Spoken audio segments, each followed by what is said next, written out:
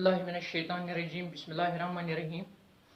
मैं मोहम्मद अमीन Sheikh मुदर्रिस middle school नार बाबा education zone Mawar.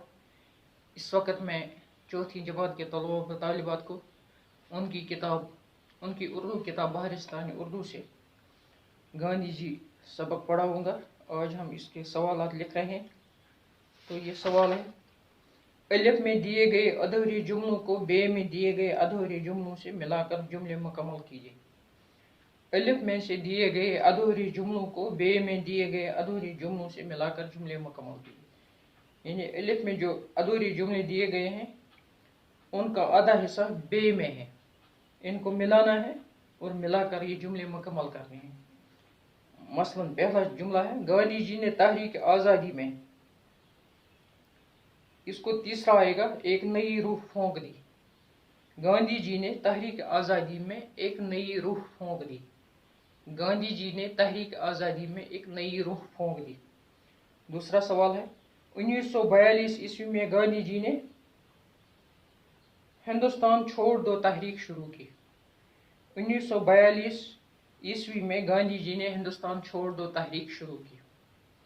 तीसरा सवाल है, तीसरा जुमला है, वो चाहते थे कि हिंदू मुस्लिम सिख ईसाई बाई बाई हों। वो चाहते थे कि हिंदू मुस्लिम सिख ईसाई बाई बाई हों। वो चाहते थे कि हिंदू मुस्लिम सिख ईसाई बाई बाई हों। चौथा जुमला है, गाँव खुशहाल होंगे तो मुल्क भी खुशहाल होगा। गाँव खुशहाल होंगे तो मुल्क भी खुशहाल होगा।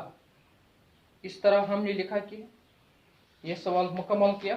अब दूसरा सवाल है, नीचे दिए हुए अल्फाज की मदद से खाली जगहों को पुर कीजिए। नीचे दिए हुए अल्फाज की मदद से खाली जगहों को पुर कीजिए। अल्फाज दिए गए हैं, गुम्पा, मंदिर, गुरुद्वारा, मस्जिद, गिरजा।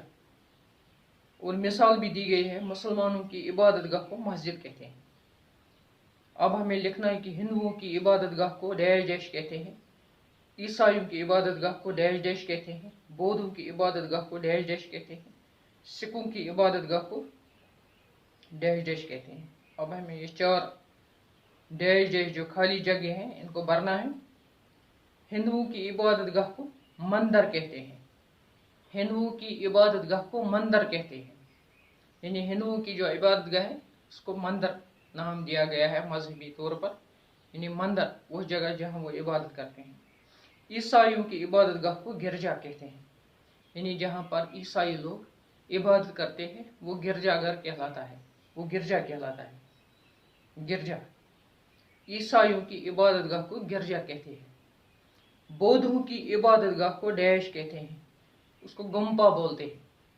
बौद्धों की जो इबादतगाह होती है जहाँ वो इबादत करते हैं, अल्लाह ताला के तय सजदा रेज होते हैं, अल्लाह ताला के तय अपनी इबादत रियाजत करते हैं, उसको गुम्पा बोलते हैं। यानी वो गुम्पा में जाते हैं और वहीं अल्लाह ताला की इबादत करते हैं, रियाजत करते हैं, तपस्या करते हैं। सिखों की इबादतगाह को डैश कहते हैं।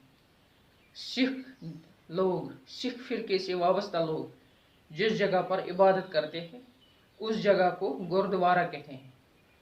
जिस तरह गुरुद्वारा छठी पातशाही है श्रीनगर में, यानी वो जगह जहाँ पर सिख जमा होते हैं और मजहबी रसूमात अदा करते हैं, अपनी इबादत करते हैं, अल्लाह ताला की इबादत करते हैं, उसको बोलते हैं क्या है, गिरजा, गुरुद्वारा। इस तरह हमने पढ़ा कि हिंदुओं की इबादतगाह को मंदिर कहते हैं, ईसाइयों की इबादतगाह को गिरजा कहते हैं, बौद्धों की इबादतगाह को गुम्पा कहते हैं, सिखों की इबादतगाह को गुरुद्वारा कहते हैं। तो बच्चों, ये था आज का सबक। कल हम दूसरा सबक लेकर फिर हाजिर होंगे। तब तक के लिए खुदा हाफिज़। अस्सलाम वालेकुम वरहमतुल्लाहि वबरकातुहू।